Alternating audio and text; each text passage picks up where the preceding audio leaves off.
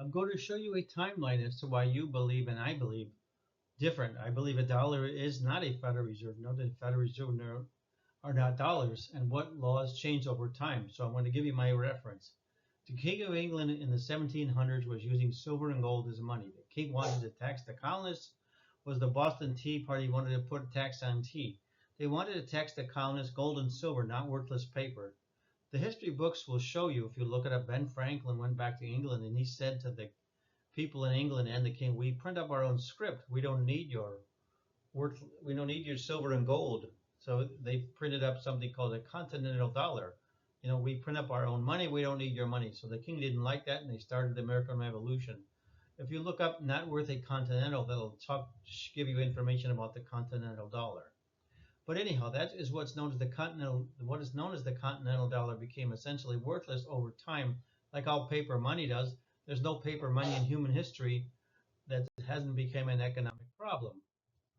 Now, to remedy this situation, since the continental dollar became worthless in a financial disaster, they created the Coinage Act of 1792, and that was enacted into law, which nobody today has heard of because the public educational system has refused to put this information in your books or your economic textbooks. So this is the part of the problem. We have mass ignorance. I didn't know this either. I had to do extensive research to find this law, and mostly it's because of Merrill Jenkins. The Coinage Act of 1792, Section 20 states the word dollar is an expression of the money. Section 20 says the dollar is an expression of the money. It's not the money. I'll repeat that many times over my readings. Nobody seems to understand this. What it means, it states in this law, is a dollar quantity of silver or gold in coin form. A dollar quantity of silver and gold in coin form is the money. It's to be used as money. That's what they were talking about if you read the Coinage Act of 1792. Now, this is part of the problem in society where all this vague and misleading information about the subject money. People say the printing of money or the money's becoming worthless. They say this because out of ignorance. They don't go back to the beginning of this country and read the actual law called the legal tender law, called the Coinage Act of 1792, that defines what is being used as money and how much of it in coin form. What's the quantity in coin form? Dollar wasn't the money. Dollar was a monetary unit of measurement, and it still is a monetary unit of measurement. I want you to think about that. The U.S. Constitution was written in 1787, and it stated that no state shall make anything but gold and silver coin a tender in payment of debt. Since they were already using gold and silver coin, they just simply wrote it out in the Constitution. They didn't want different states making different forms of money. There would be mass confusion when you went from one state to the other. They wanted uniform currency or uniform money when you went across each state line. That made sense. It's like having the same electrical outlet in one country, electrical outlet different in another. So in law, they had to remedy the situation regarding the continental dollar and define what was the money in the context of 1792. Most people don't understand that is why the continental dollar went away, because they didn't read much about it in the textbooks. There's mass ignorance going on. As we're learning, there were state banknotes that were redeemable in silver and gold coin from 1792 up until 1865. Each state had their own banknotes, but they were still redeemable in silver and gold coin, and they were based on the Coinage Act of 1792. I want you to think about that for a second. 1792 Coinage Act is still law. The dollar was still a monetary unit of measurement, and its expression of a quantity of silver and gold in coin form. Stop and think about that. Section 20 in that law states a dollar is an expression of the money. It's not the money. Think about this. You keep saying dollars the money. It's not the money. You're from 1792 up to 1865. Factually, we know that the word dollar is an expression of the money, not the money. So we're asking people, where did you produce that idea that the dollar is the money today? They don't know. They just shrug their shoulders and say, well, you know what I mean. Everybody knows it's a dollar. A dollar's the money. It's an expression of the money as stated in the Coinage Act of 1792, Section 20. Almost anyone can't answer, nobody knows the answer to the question because they never read this law. I've called in talk shows years ago, and the talk shows say, they went silent. They didn't know what I was talking about, so I had to hang up on them. I wasn't about to educate them on the money laws. So I ask you, why don't you know? You're dependent upon, you don't know.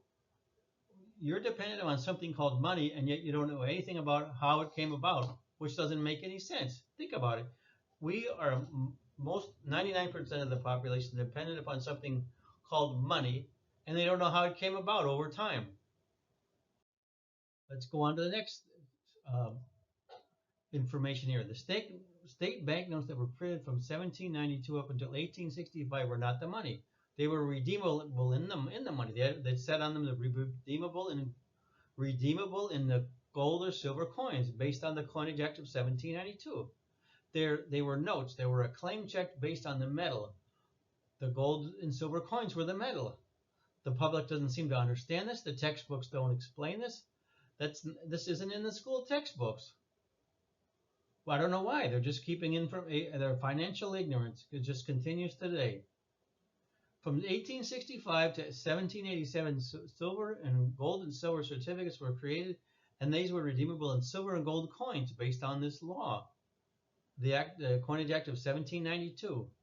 And there were dollars in expression of the money. Think about it. All the way up to 1787, people saying dollars are the money, but can't say where in law does it say dollars are the money. They don't know. They just shrug their shoulders and go, I don't know. We are starting off at 1792, and I'm walking you all the way up to 1787, and I'm asking you, where does it say in law that the dollar is the money? They just assume because everybody else did it. The law doesn't say dollars are the money, yet people don't know their viewpoint or reference point in law. Not even lawyers or accountants know this. Okay, so let's go from up to 1913. There were still silver and gold certificates circulating at this time that were redeemable in silver and gold. Put your timeline down on a piece of paper and think a little and look it up. In 1913, the government created what's known as the Federal Reserve Act, and there was still silver and gold certificates that were redeemable in silver and gold coin based on the law of 1792. But along came the Federal Reserve Act, which allowed for a private banking system, which we thought was a public bank. People back then thought it was a government agency because they used the word Federal Reserve. It's not a private bank, so they fooled us in giving it a name, the Federal Reserve, and it's listed in the phone books. If you want to look up an old phone book or call them and ask them if it's a private business, I did. I looked it up in the library. Went into the white pages. It's next to the FedEx business, and I called the San Francisco Federal Reserve, and they said yes, we're a private business. I said thank you very much, goodbye, no problem. The government gave the private business the ability to give out Federal Reserve notes from 1913 to 1933 that were redeemable in gold coin. Now, alongside these Federal Reserve notes circulated silver and gold certificates. So there was three forms of money circulating from 1913 to 1933. Think about this. There were three forms of money that circulated for 20 years from 1913 to 1933. The silver certificates, the gold certificates from Lincoln, and the Federal Reserve notes. All three circulated at this time in history. They were redeemable in silver or gold. Now, if you look up the Federal Reserve notes from 1913 to 1933, it says redeemable in gold coin. Now, this was all the way up to 1933. I want you to think, put your thinking cap on. This was based on the Coinage Act of 1792. And I'll ask you, when did the word dollar become the money? It wasn't the money from 1792 all the way up to 1933. Think about this. The Federal Reserve notes were based on the Coinage Act of 1792. The dollar was still an expression of the money. It wasn't the money. I'm going to repeat this over and over until some of you get this. Some of you are not. You're just too dumb. The Federal Reserve notes that were issued in 1934 were different than the ones from 1913 to 1933. Think about this. You got a piece of paper that was specifically redeemed in a gold coin. The government changed the wording on them. They weren't redeemable in the 1934 Federal Reserve notes weren't redeemable in gold coin. They changed the wording. They shipped out Federal Reserve notes that said redeemable in lawful money. They didn't say gold or silver coin, so they just said redeemable in lawful money, whatever that is.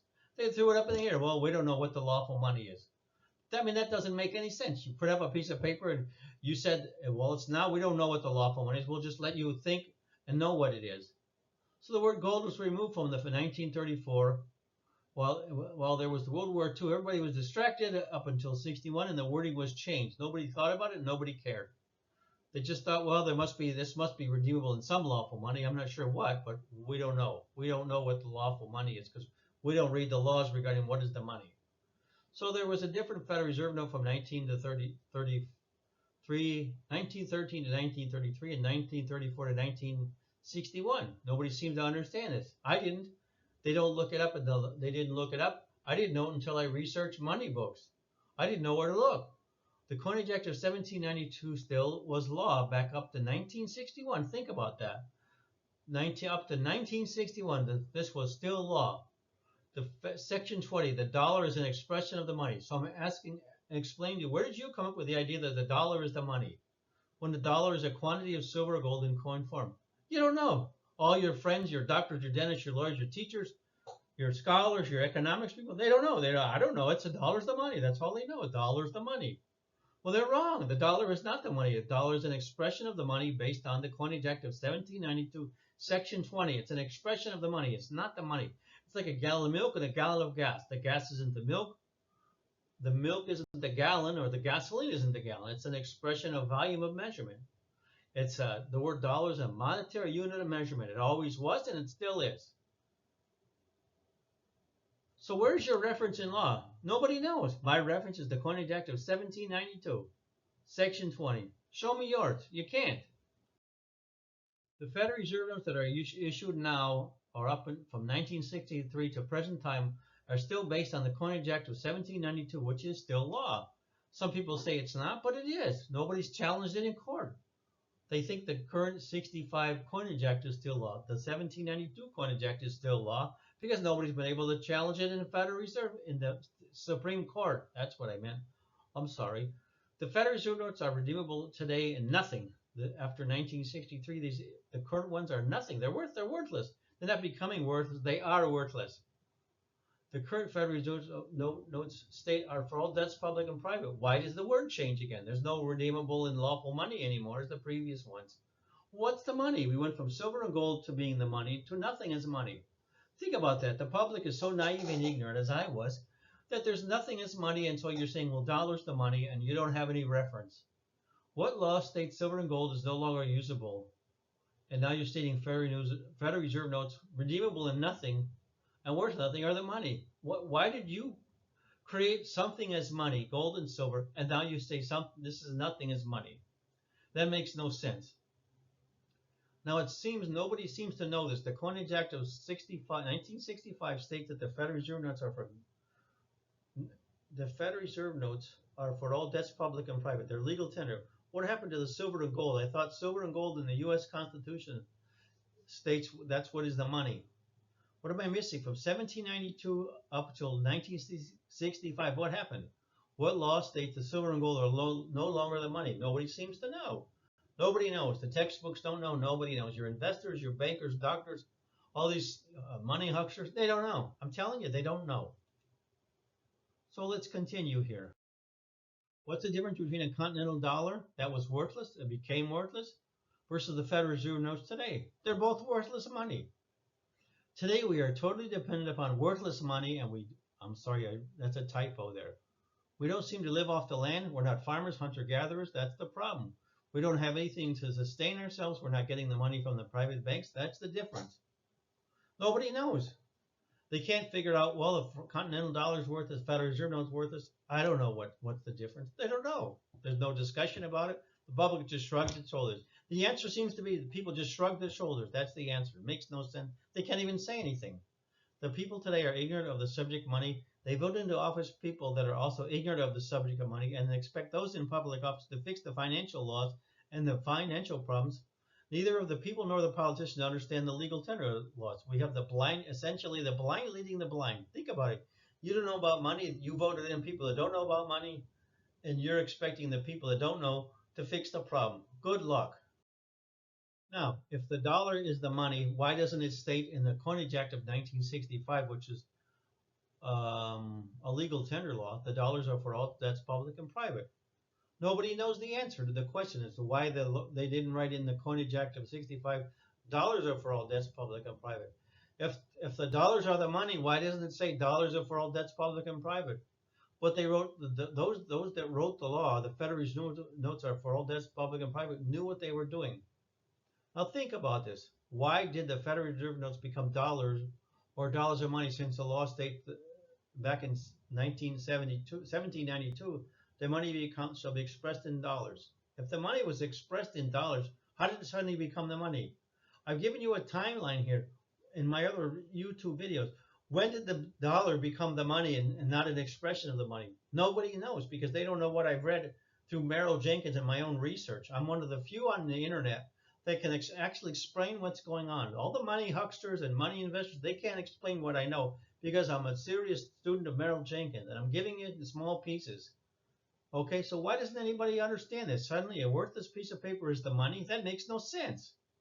Why would you have a worthless piece of paper as the money? We don't know.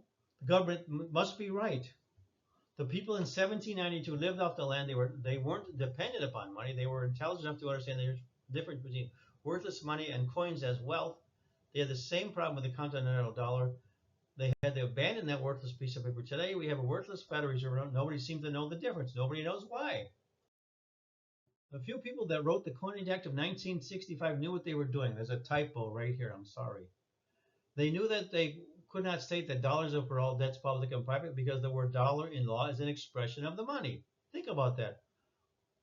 Once you read the Coinage Acts that I've stated here, you're going to start thinking seriously and wake up and get an epiphany. Okay? Some of you, I don't care. I don't expect you to wake up. Go back to sleep. A dollar is an expression of money. They knew they couldn't say dollars were all debts, public and private. The public is ignorant. They don't know what's going on. They just say, oh, a dollar is losing its value. Well, you have to make sense in law. You just can't throw words out there. And in law, the words have meaning. Why do you think they have Black's Law Dictionary? You just can't say, oh, you know what I mean, or it doesn't make any sense. It's a defense. And if you made that kind of defense in law, oh, you know what I mean, the judge would throw you out of court. Okay, when you finally read the Coinage Act of 1792, which won't take long, but some of you just refuse to. You want to sit there and read some other YouTube garbage about the Federal Reserve and some nonsense that they printed up. Go ahead and keep reading it. I don't care.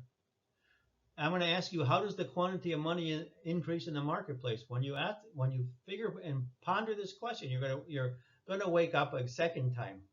Well, the only way the money increases is people have to go to a bank, called a commercial bank, and get a imaginary fake loan at the bank. They're loaning dollars of nothing, since the dollar is an expression of the money. Think about that. You're loaning an expression of the money.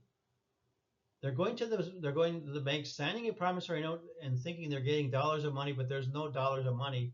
When you realize that you have an epiphany, you're going to go to the bank, sign a contract, and you're going to say, wait a minute, this promissory note is loaning me dollars of nothing. And you're thinking, we're not borrowing anything because the dollar, the gold and silver coin are something. So, but we're not borrowing anything at the bank.